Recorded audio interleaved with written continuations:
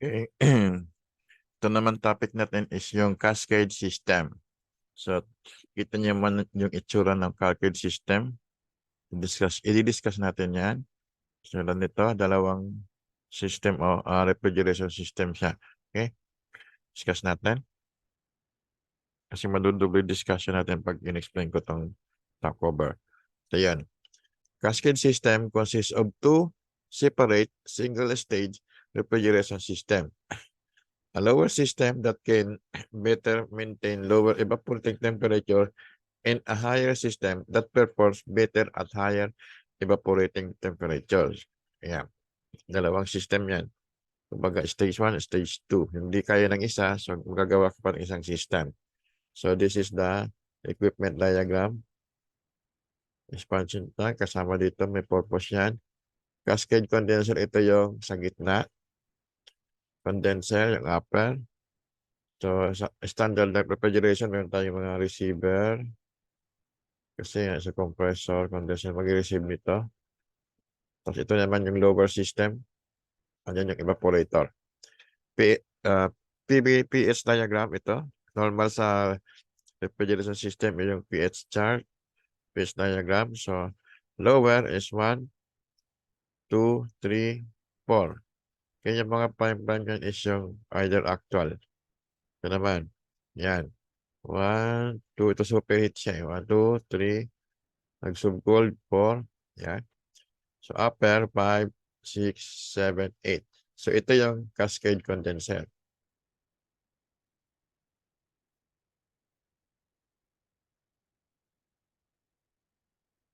It is often desirable to have a heat exchanger between the liquid refrigerant from the cascade condenser and the vapor refrigerant leaving the evaporator of the lower system. This is one. The liquid refrigerant can be cooled to a lower temperature before entering the evaporator of the lower system as shown in figure 1A. Ayan. Ito yung purpose niya, yung na-discuss natin, di ba, sa vapor compression. Because the evaporating temperature is low, there is no danger of too high a discharge temperature after the compression process of the lower system. When a cascade system is shut down, while the temperature of the ambient air is 80 Fahrenheit, the saturated vapor pressure of the refrigerant increases. For a lower system using SFC 125 as the refrigerant, this saturated pressure may increase to 208.91 psi.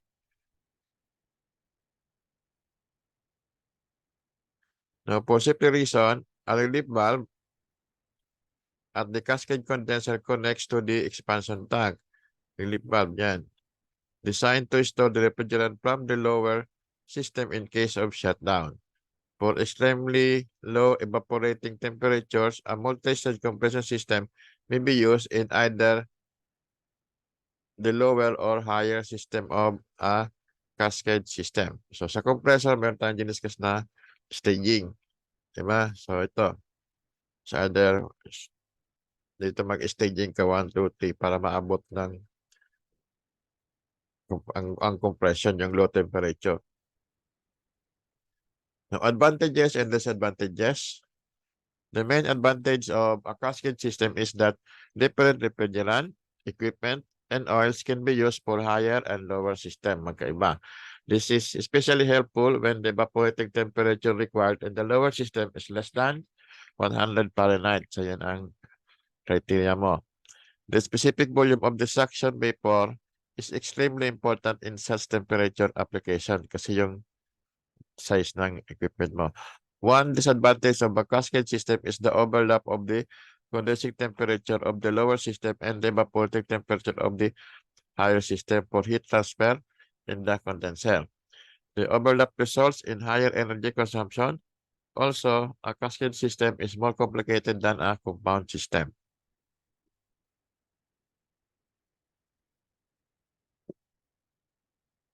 A greater suction vapor of this specific volume ng suction always require a large compressor and more space. For instance, at 80 Fahrenheit, saturated vapor of HCFC 22 has a this specific volume at suction as 9.7 cubic feet per pound or 0.605 cubic meter per kilogram, whereas FC125 is only 4.67 cubic feet per pound. So, pipili ka ng refrigerant na maliit yung specific volume.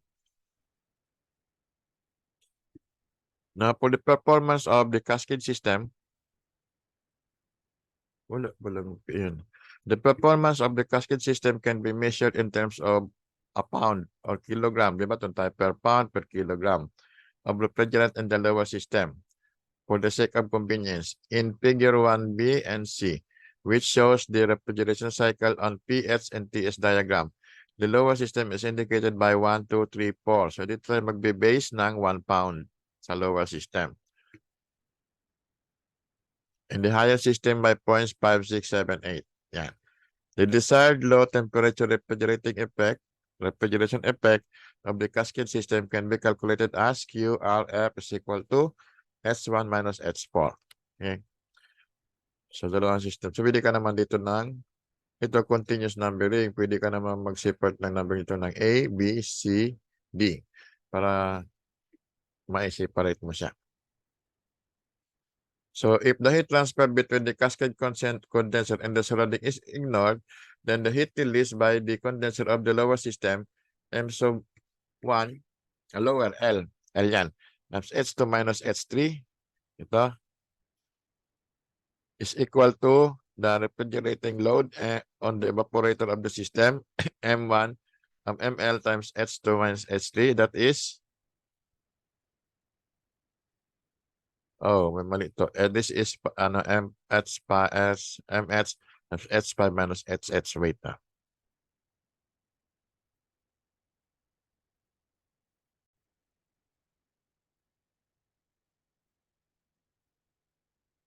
Okay. Okay. So, ito na nga. MH times H5 minus H8. Yeah. That is ML times H2 minus H3 equals MH times H5 minus H8 mass flow rate. Take note, ang ano to is from 2 to 3. Kasi yung 3 to 3 prime, mayroon tayong heat exchanger. Ito, 3 to 3 prime saka 1 to 1 prime. Nasa heat exchanger yan. So, hindi kasama sa refrigerant load. Kung wala yung heat exchanger mo, so itong ano mo hanggang 3 prime. Okay? Tapos yung refrigeration load mo is 1 prime and 4.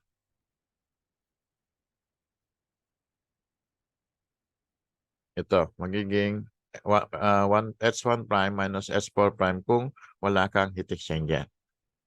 Okay, if the heat, okay, tapos na. Where ML and MH is mass flow rate of refrigerants in lower and higher system respectively, pounds per hour or kilogram per second. Yung dot na yan, yun nga yung rate. Pag wala, so that is in pounds lang. Okay?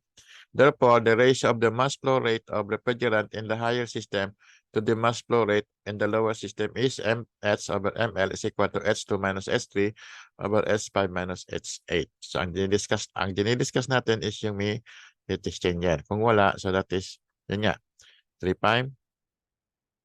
Ito. So, the mass flow rate of refrigerant in the lower system, ML is QRC lower divided by QRF L, where QRCL is the refrigeration capacity of the lower system, BTU per hour, and QRF is the refrigeration effect of the lower system. Yeah. Now, the total work input into the compressor in both higher and lower system, WN, of refrigerant in the lower system can be evaluated as WN is equal to H2 minus H1 prime plus MH times S6 minus H5 over ML. Ito. 1 prime to 2 and 5 to 6. Okay? Pag walang heat exchangers, that is, so, mawala to. Ito 1 lang malalagay niya doon sa numbering niya, di ba? Yeah. Where S1 prime is enthalpy of vapor refrigerant leaving heat exchanger. The coefficient of performance of the cascade system is now given as COP RF is equal to QRF over work in is equal to ML times H1 minus H4 over ML times H2 minus H1 plus MS times H6 minus H5. Yan. Ibig sabihin ng kilogram of refrigerant in the lower system. Yung kilogram dyan. Example. A two-stage cascade refrigeration system uses R12 as the working substance. The evaporator is at negative 30C and the high pressure condenser is at 1/4 kilogram. The cascade condenser is a direct type, contact type. The cooling load is 100 tons. Determine A, the optimum cascade condenser pressure. B, the mass flow rate in the high pressure loop. C, the mass flow rate and the lower pressure loop. D, the COP. E, the power required. F, the quality of the fluid entering the evaporator. That is 1. So, given two-stage cascade refrigeration system R12, negative 30 C evaporator and 1,400 kilopascal condenser, direct contact type, so 100 times cooling load. Direct contact, so wala kang, no, dito sa problem is walang superheat and subcooling. Okay? So, at wala rin heat exchanger. So, ang numbering natin is nalipat. 1, 2, 3, kasi na sa ibang reference ng problem. 1, 2, 3, 4, and 5, 6, 7, 8. So, take note of numbering. Kasi minsan sa iba-ibang numbering, so dapat marunong kayong mag-number sa pH chart o sa mga diagram chart. So, itong negative 30C andito sa baba, TL. Then, 1,400 kilopascal condenser andito, pH. At this point, ito yung saturation temperature mo, yung TH.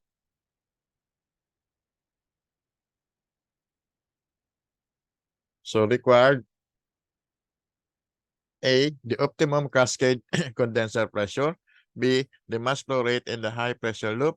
C, the mass flow rate in the low pressure loop. D, the COP. E, the power required. F, the quality of the fluid entering the evaporator. Solution, so pH nga is 1,400 kilopascal. PL, lower pressure, ito is saturation pressure at negative 30C is equal to 0.1004 megapascal or 100.4 kilopascal. May 4 nilagay ko kasi masasabit siya dito pagdating sa kilopascal. So, PI is equal to the square root of PS times PL. So, tanda nyo to, di ba? Is equal to 1,400 times 100.4 is 375 kilopascal. So, this is the optimum cascade condenser. So, lagyan nyo ng answers. Laro po the low pressure loop at state 2, saturated, negative 30C. H2 is equal to 174.08 kJ per kilogram and S2 is equal to 0.7165 kJ per kilogram. This is for refrigerant 12. Ang reference nyo is yung tables o yung mga chart nito. Sa table tayo kung ginamit natin yung table. At state 3, PI is 375 kilopascal.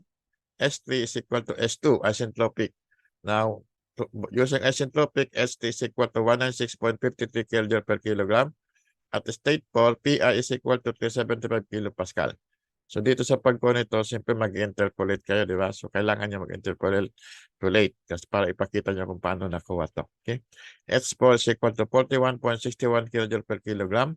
At state 1, H1 is equal to H4 is equal to 41.61 kJ per kilogram. Equal. At negative 30C, SF is equal to 8.85 kJ per kilogram. And S of FG is 165.22 kJ per kilogram. Saturation ng negative 30. Kailangan natin kasi yan. Ito.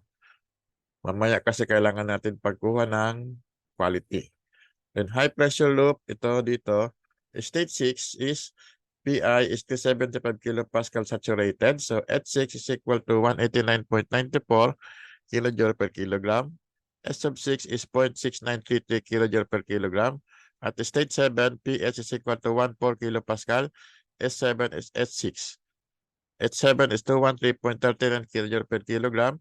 Then at state 8, so saturated, pH is 1.4 kilopascal. H8 is equal to 91.35 kilojoule per kilogram. So at state 5, H5 is equal to H8.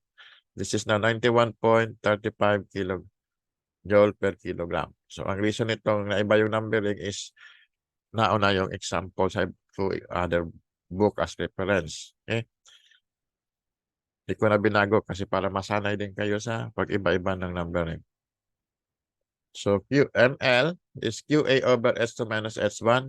QE is equal to 100 tons. So convert to kilowatt, meron tayong 3.516 kilowatt per ton. So divide mo na ang 174.08 minus 41.61 is equal to 2.6542 kilogram per second. Now heat balance at the cascade condenser, merong mH times H6 minus H5 is equal to ml times H3 minus H4. Diba? Sa lower condenser mo 3, 4, and 5, 6. So mH times 189.94 minus 91.35 is 2.6542 times 196.53 minus 41.61. So mH is equal to 4.1707. So list na yung mga answer mo. A is equal to the optimum cascade condenser pressure is PI is 375 kilopascal. B, the mass flow rate in the high pressure loop is 4.1707 kilogram per second. C, mass flow rate in the low pressure loop is ml is 2.6542 kilogram per second. A, COP. COP is equal to ml times H2 minus H1.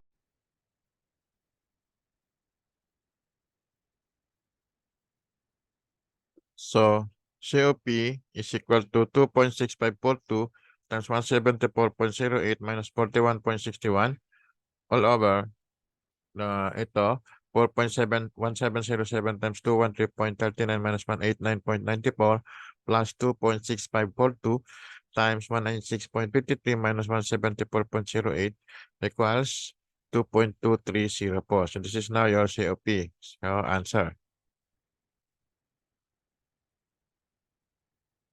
Now letter E, the power required is W is M dot yan MS times H7 minus H6 plus ML times H3 minus H2 is 4.1707 times 213.39 minus 189.94 plus 2.6542 times 196.53 minus 174.08 is 157.4 kilowatt. This is kilogram per second.